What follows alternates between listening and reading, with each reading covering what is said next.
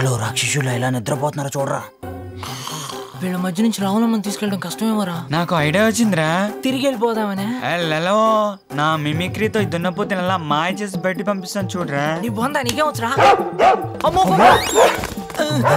కూడా ఉన్నట్టుందిరా, పారిపోదాం పదండ్రా. నేనేరా. నువ్వా గుండుగా? ఇందాక కుక్కలా, ఇప్పుడు చూడరా నా ప్రతాపం.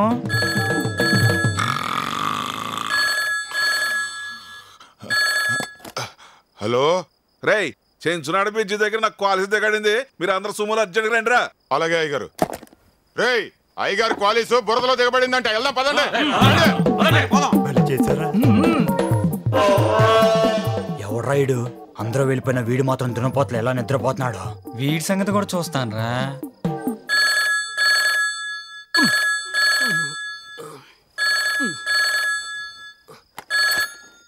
హలో ఏరా, అందరూ లేచి బయలుదేరుతుంటే నువ్వు మాత్రం దున్నపోతలు నిద్రపోతావంటే?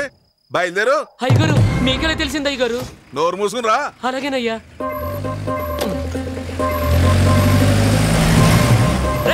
ఆపండ్రా, ఆపండ్రా, నేను వస్తున్నానురా.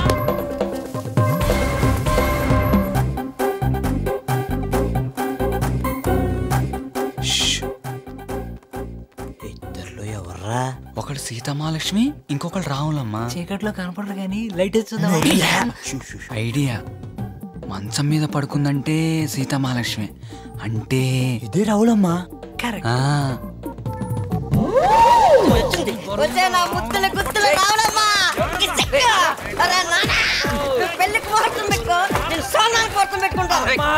తాడితే పడ వెళ్ళిపోతుంది.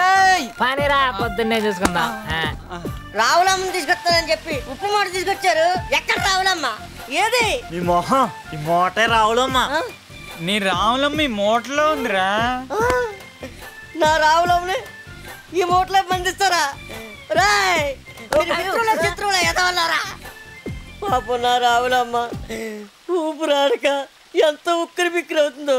రావులమ్మ నేనున్నాను కదమ్మా, నువ్వేం బాధపడకు. తప్పరా.